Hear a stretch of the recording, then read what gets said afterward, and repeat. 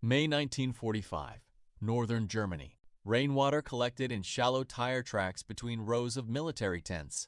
Beyond the barbed wire fences, smoke drifted slowly into the gray evening sky. The war in Europe was ending, but inside the temporary prisoner enclosure, few believed the danger had passed. Dozens of German women stood in silence wearing worn uniforms stained by weeks of retreat. Some had worked as radio operators, others served in offices, hospitals, or anti-aircraft units as the Third Reich collapsed around them. They had been told for years that capture by Allied troops would bring humiliation, violence, and revenge. Then American soldiers appeared, carrying metal buckets, folded towels, bars of soap, and medical kits. The women watched without speaking. One prisoner reportedly began crying before the supplies even reached the fence. Another refused to step forward at all, unable to believe the enemy intended to help them wash, eat, and receive treatment instead of punishment. Across shattered Germany, the war was ending in ways Nazi propaganda had never prepared them to understand. By the spring of 1945, the Third Reich was collapsing faster than many Germans thought possible. In the east, the Soviet army was driving relentlessly toward Berlin, through the ruins of burned towns and frozen battlefields. In the west, American, British, and Canadian forces crossed the Rhine and pushed deep into Germany's industrial heartland. Entire military formations surrendered on roadsides without orders. Fuel depots stood empty. Railway lines were shattered by months of Allied bombing. Refugee columns stretched for miles along muddy roads, crowded with horse carts, wounded soldiers, and civilians carrying whatever they could save from cities already turning to rubble. For German civilians, the final months of the war became a landscape of exhaustion and fear. Women had become essential to the German war machine long before the surrender began. Hundreds of thousands served in auxiliary roles across occupied Europe and Germany itself. Some worked as telephone and radio operators directing military communications. Others served as Luftwaffe helpers attached to anti-aircraft batteries defending cities from bombing raids. Nurses staffed overcrowded military hospitals filled with amputees and burn victims from the Eastern Front. Clerks processed endless casualty reports while factory workers struggled to keep weapons production alive under constant air attack. Many of these women were not frontline soldiers in the traditional sense, but by 1945, the line between civilian and military service had nearly disappeared inside Nazi Germany. At the same time, years of propaganda had shaped how Germans viewed the approaching Allies. Newspapers, radio broadcasts, and Nazi officials repeatedly warned that Germany's enemies would seek revenge once they crossed into the Reich. Stories, some exaggerated, some real, many deliberately manipulated, spread rapidly through collapsing communities. Fear became another weapon of war. Among German women especially, captivity carried terrifying uncertainty. Rumors traveled faster than facts. Some civilians fled westward specifically to avoid Soviet capture, believing American forces would be more disciplined. Others still feared all Allied troops equally. Many female auxiliaries destroyed documents, removed insignia from uniforms, or hid military identification cards before surrendering. Entire groups abandoned their posts and joined refugee columns moving through northern Germany in search of safety. But as American armored divisions advanced town by town, another reality began to emerge from behind the collapsing front lines. In April and May of 1945, American forces moved through western and northern Germany at extraordinary speed. Columns of Sherman tanks rolled past abandoned checkpoints draped with white surrender flags. German soldiers emerged from forests and roadside ditches holding improvised signs marked with the word Kamerad. Entire villages waited silently for Allied arrival, uncertain whether occupation would bring destruction or relief. In many areas, resistance simply dissolved. Officers disappeared. Civil authority collapsed. What remained of the German state existed only in fragments scattered across ruined cities and overcrowded refugee routes. But the advancing Allied troops were also encountering something else. As American units liberated concentration camps such as Buchenwald, Dachau, and others across the Reich, soldiers came face to face with evidence of mass starvation, disease, and industrialized killing. Hardened combat veterans who had crossed France and Belgium suddenly found themselves walking through barracks filled with corpses and survivors too weak to stand. Army photographers documented scenes many soldiers later said they could barely comprehend. The discoveries changed the emotional atmosphere of the final campaign. Anger toward Nazi officials intensified. At the same time, American commanders understood that discipline inside occupied Germany would become critical. Millions of prisoners, refugees, forced laborers, and civilians were now moving through territory controlled by Allied armies. Preventing chaos became a military necessity. Temporary prisoner camps appeared across Germany almost overnight. Open fields were enclosed with barbed wire. Warehouses, schools, and military depots became holding centers for captured personnel, awaiting identification and processing. Men and women were usually separated. Medical officers inspected incoming prisoners for wounds, disease, lice, and signs of malnutrition. Delousing stations were established because typhus, dysentery, and other illnesses had spread rapidly through wartime Europe. Soap and towels were not simple comforts in 1945 Germany. They were tools of survival. In many areas, clean water systems no longer functioned. Bombed cities lacked electricity and sanitation. Refugees often traveled for weeks without proper washing facilities. Prisoners arriving at Allied camps were frequently exhausted, dehydrated, and covered in dirt from collapsed roads and crowded transport routes.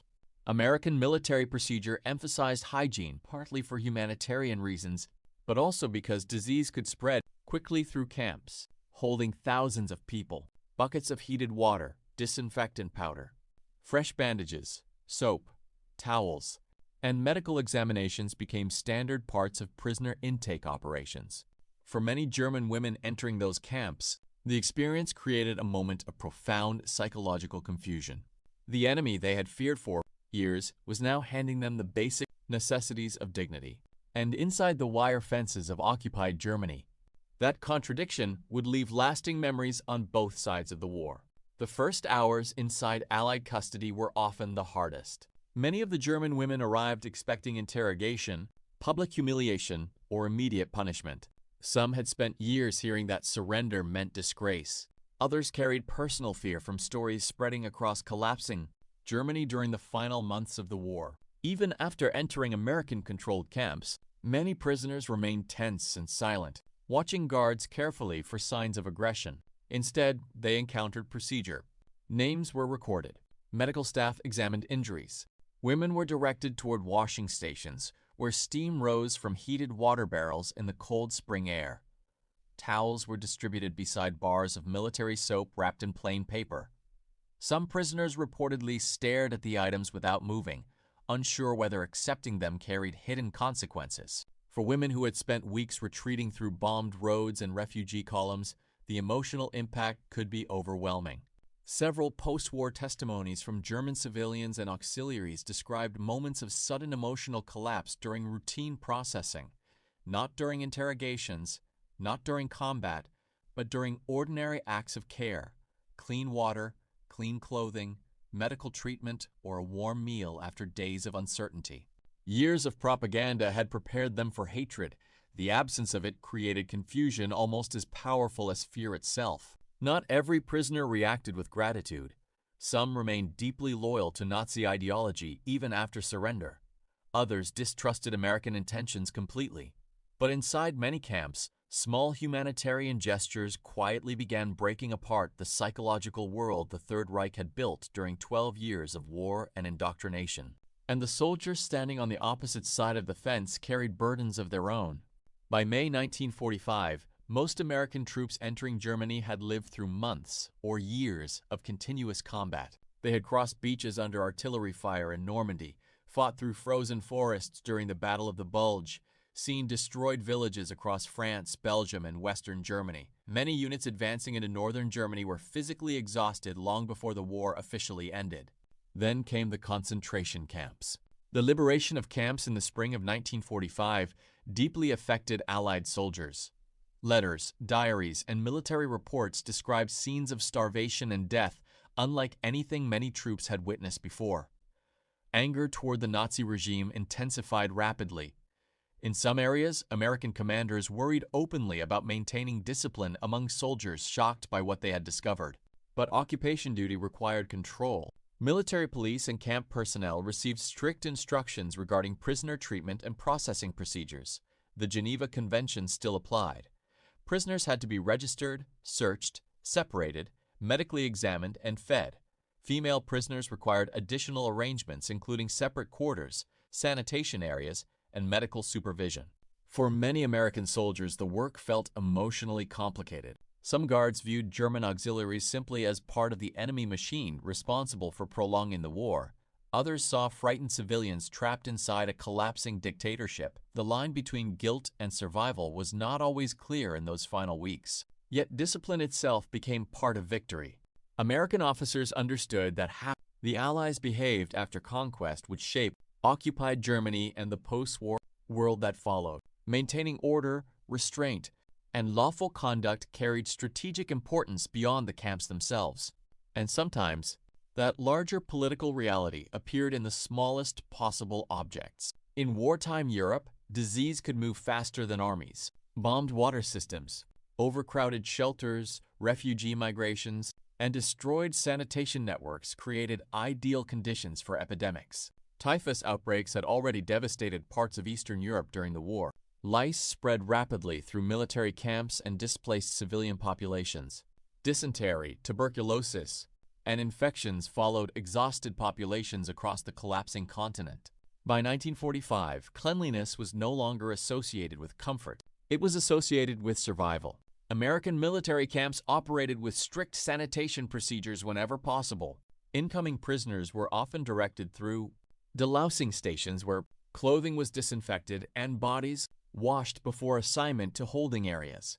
Medical staff checked for fever, open wounds, parasites, and signs of contagious illness. Soap, towels, shaving equipment, and clean water formed part of a much larger system designed to prevent disease from overwhelming crowded camps. But for prisoners, the symbolism extended far beyond medicine. To women arriving from destroyed cities and chaotic retreat routes, being offered the means to wash carried unexpected emotional weight. Dirt, smoke, and exhaustion had become part of daily existence during Germany's final collapse. Restoring even basic personal dignity could feel unreal after months of fear and deprivation. In photographs taken across occupied Germany during 1945, lines of prisoners can sometimes be seen standing beside wash stations holding towels or waiting near water barrels. Under armed supervision, the scenes appear ordinary at first glance, yet they marked a sharp contrast to the violence that had consumed Europe for nearly 6 years. The war had taught millions how easily civilization could disappear. Now, behind barbed wire fences in defeated Germany, both prisoners and guards were confronting a quieter question: what remained after the hatred finally stopped? The women entering Allied prisoner camps in 1945 did not all share the same story. Some had joined Nazi organizations willingly and believed deeply in the regime until its final days. Others entered wartime service through pressure, obligation, or simple survival inside a dictatorship that demanded total participation. By the end of the war, Germany relied heavily on female labor to sustain military communications, logistics, hospitals, and anti-aircraft defense systems while millions of men fought at the front. In the collapsing Reich, distinctions became blurred. A telephone operator could also carry military rank. A hospital assistant might wear a uniform but never fire a weapon. Clerks processed deportation papers without witnessing the camps connected to those documents. Secretaries worked inside ministries linked directly to the machinery of dictatorship. Some women participated actively in crimes of the regime. Others spent the war trying only to endure it. American forces processing prisoners in 1945 often struggled to determine who was dangerous, who was politically committed, and who simply happened to be trapped inside the structure of Nazi Germany. Interrogators searched for SS personnel, intelligence officers, camp staff, and party officials attempting to hide among refugees or ordinary auxiliaries. Uniform insignia were removed, documents were burned, false identities spread through the chaos of surrender. In many camps, women waited anxiously, while officers separated suspected war criminals from lower-level personnel. For the prisoners themselves, defeat shattered long-standing assumptions almost overnight. The state that had promised victory and national destiny no longer existed. Hitler was dead. German cities burned beneath broken rail lines and collapsed factories. Millions were homeless. Inside Allied camps, many women faced an uncertain future with no clear understanding of what Germany would become or whether they would even return home. And beyond the wire fences, another collapse was unfolding just as rapidly. For years, Nazi propaganda had portrayed Germany as surrounded by enemies seeking destruction. State-controlled newspapers, films, and radio broadcasts repeated the message constantly. Allied bombing campaigns were presented as proof of barbarism. Surrender was described as national suicide. Fear became one of the regime's final tools for maintaining obedience as military defeat approached. But propaganda depends on distance. In 1945, millions of Germans encountered Allied soldiers directly for the first time. American troops entering Western Germany certainly did not appear gentle. Their armored columns carried overwhelming firepower. Military police enforced strict occupation rules. Armed guards surrounded prisoner compounds with machine guns and floodlights. Yet many civilians and prisoners discovered a reality more controlled and procedural than the terror they had imagined. Food distributions were organized systematically. Medical stations treated civilians alongside prisoners. Children received emergency rations. Camps enforced sanitation and disease control measures. Interrogations occurred, but mass revenge killings feared by Nazi officials did not materialize in the Western occupation zones on the scale propaganda had predicted. For some German prisoners, the psychological effect was immediate. Women expecting abuse instead encountered paperwork, regulations, and military routine. They were searched, catalogued, examined, and assigned sleeping areas according to camp procedure. The process felt cold and impersonal at times, but not chaotic, not lawless. That distinction mattered. The collapse of Nazi authority created a vacuum inside defeated Germany. Every interaction between occupiers and civilians now carried political meaning. Allied commanders understood that discipline among occupation troops would influence how Germans perceived the future emerging from the ruins of the Reich. And sometimes the most effective message required no speech at all. A towel handed through a fence, a medic treating an infection, a guard allowing exhausted prisoners extra water. Small moments quietly contradicted years of fear-based indoctrination.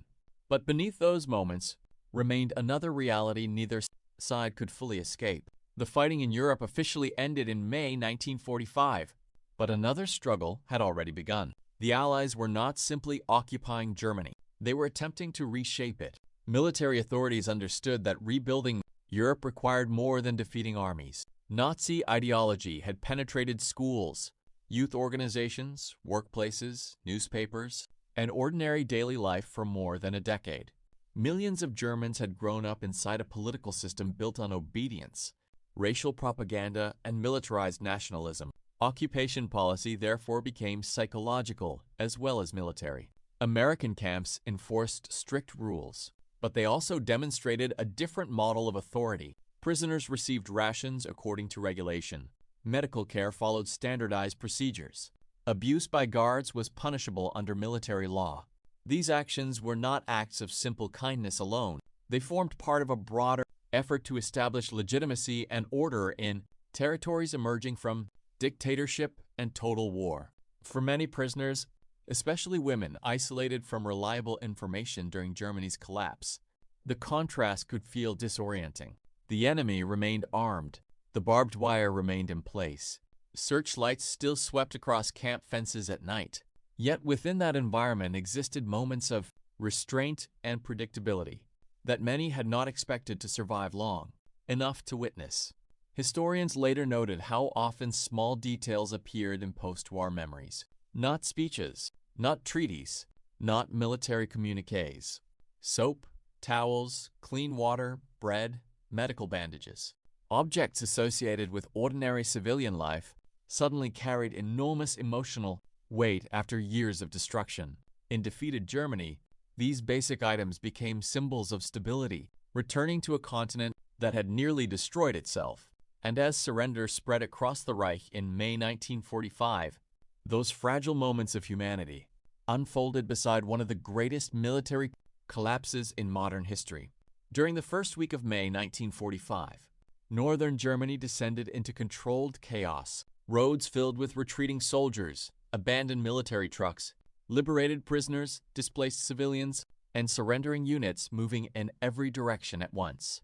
White sheets hung from shattered windows in towns awaiting Allied arrival. Columns of German troops marched toward American positions carrying rifles upside down or stacked in wagons, signaling surrender before a shot could be fired.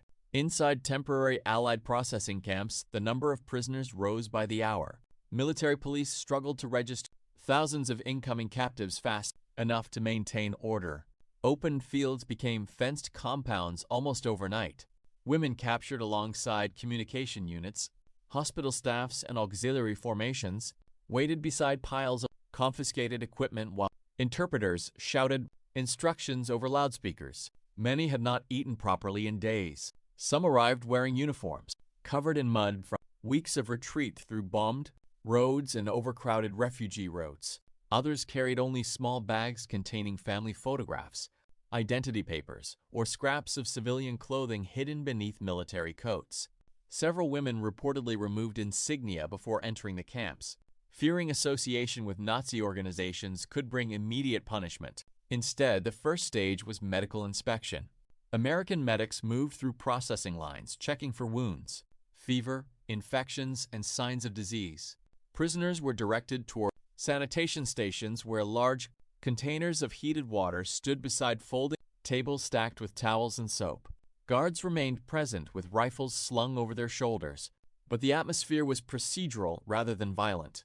For many prisoners, the emotional tension became almost unbearable. The women had spent years inside a society that described surrender as catastrophe. Now they stood behind Allied wire fences, waiting for the moment when the promised brutality would finally begin. Some remained rigid and silent even while receiving supplies. Others avoided eye contact completely. A few reportedly hesitated before accepting towels from American personnel, uncertain whether the gesture concealed mockery or humiliation. But the violence they anticipated did not come. Instead came instructions about washing, quarantine procedures, food distribution, and sleeping assignments. Steam rose into the cold air from makeshift shower facilities. Medical workers treated infections caused by exhaustion and poor sanitation. During the retreat westward, prisoners were counted repeatedly as more columns entered the camps from surrounding regions. Outside the compounds, Germany itself was collapsing by the hour.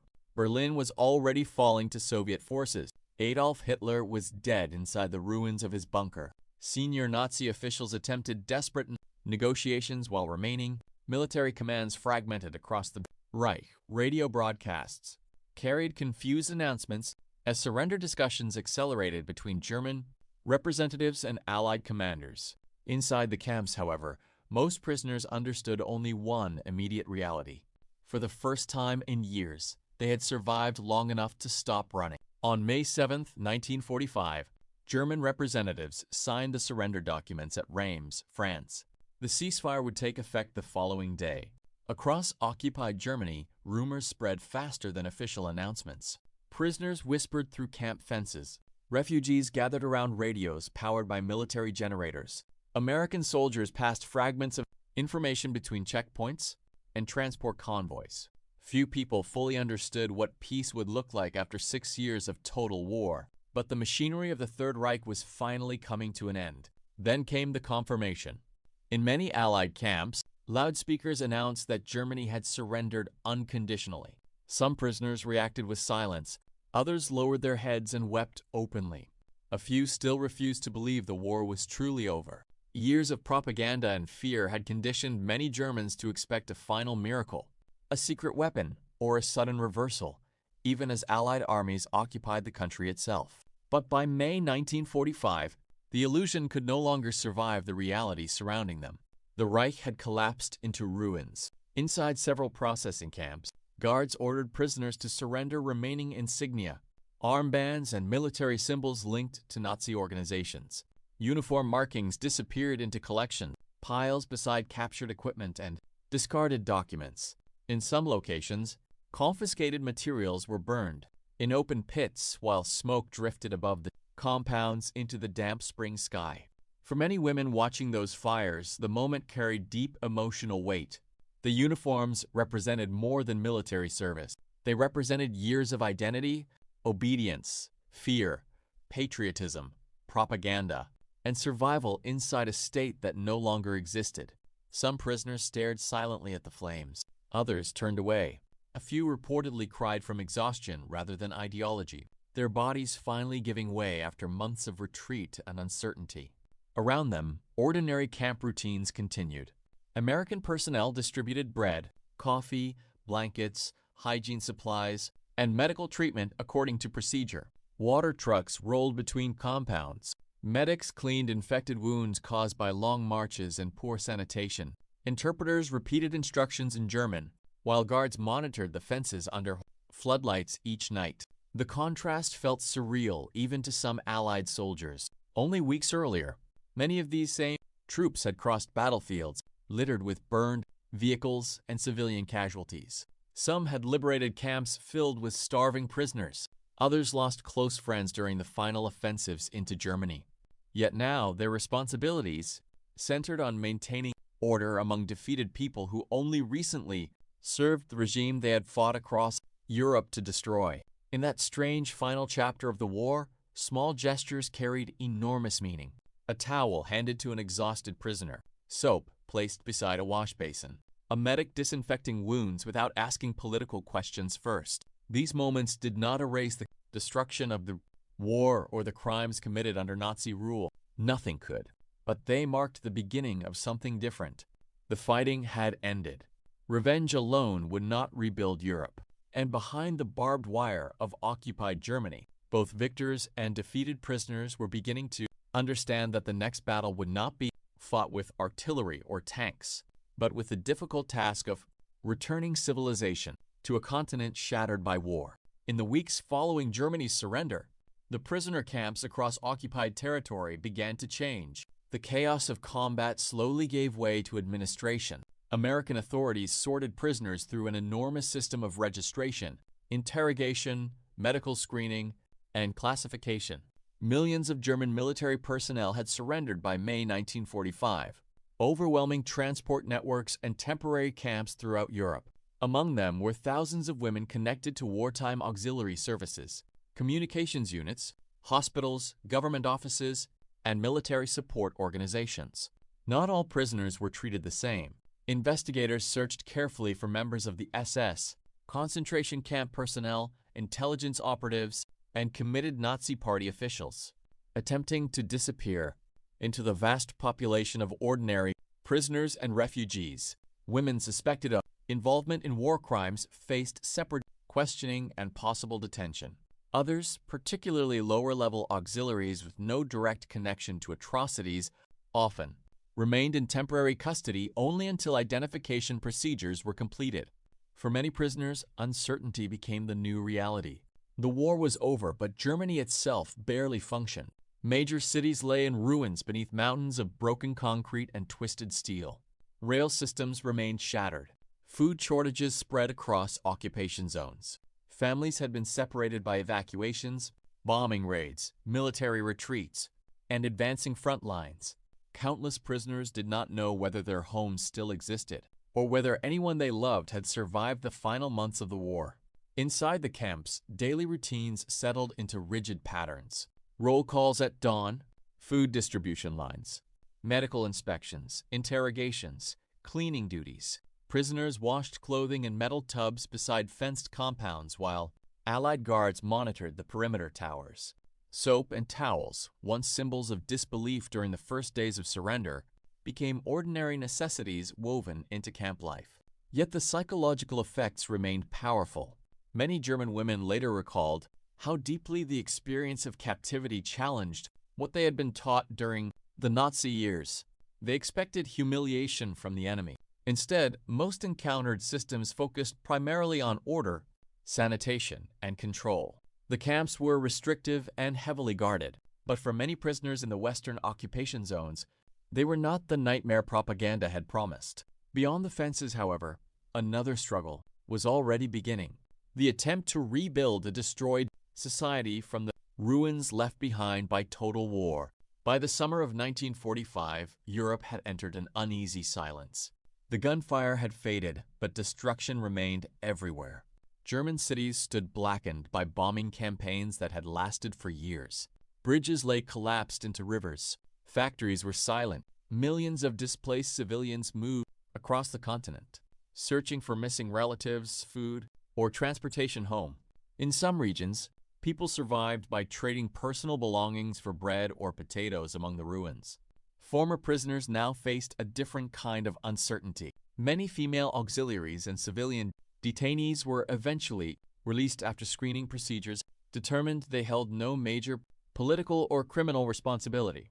Inside the Nazi system, some returned to towns that no longer existed. Others discovered family members had disappeared during evacuations or Soviet advances. The emotional shock of Germany's defeat would remain with many for the rest of their lives. Yet among countless post-war memories, certain details appeared again and again.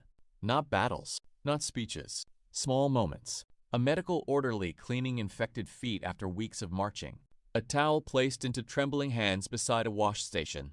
A bar of soap given to someone who had spent months surrounded by smoke, mud, and fear. In memoirs and interviews recorded decades later, these ordinary acts often carried emotional significance far beyond their material value. Historians studying the Western occupation of Germany later noted how discipline among Allied forces became central to post-war stabilization. American military authorities understood that occupation required more than military control. Germany's population had lived through years of ideological indoctrination, total war mobilization, and state-controlled propaganda. Rebuilding society demanded structure, predictability, and the gradual restoration of civilian life. Humanitarian conduct became part of that process. This did not erase the bitterness of war. Allied soldiers still carried memories of combat, concentration camps, and lost friends. German prisoners carried shame, grief, fear, or denial, depending on their experiences and beliefs. The wounds of the war remained deep across every side involved. But in the crowded prisoner compounds of 1945, moments of restraint mattered. Europe had spent 6 years descending into organized brutality. Entire nations learned how quickly laws, institutions, and human dignity could disappear beneath dictatorship and industrialized violence. In that environment, even simple gestures, clean water, medical treatment, soap, towels became evidence that another kind of future might still be possible after the destruction finally ended. In the final weeks of World War II, victory did not always announce itself through explosions or surrender ceremonies. Sometimes it appeared quietly, in the steam rising from heated wash water inside a crowded prison camp, in the careful routine of medics treating exhausted prisoners beneath canvas tents, in the unexpected silence that followed when frightened women realized the enemy standing beyond the fence was not behaving the way years of propaganda had promised. The war in Europe ended with millions dead, entire cities destroyed, and a continent psychologically scarred by violence on an industrial scale. Nothing about those final days erased the crimes of the Nazi regime or the suffering inflicted across occupied Europe. The ruins remained long after the fighting stopped. Yet history is often shaped not only by how wars are fought, but by how people behave after victory becomes certain. For some German prisoners, the memory that endured was not a battle or political speech, but a simple act of dignity offered at the moment they expected none at all. A towel, a bar of soap, clean water after months of collapse and fear. In the shattered landscape of 1945 Germany, those ordinary objects became symbols of something fragile, returning to Europe. The slow reappearance of humanity after years of war had nearly buried it beneath smoke, rubble, and barbed wire.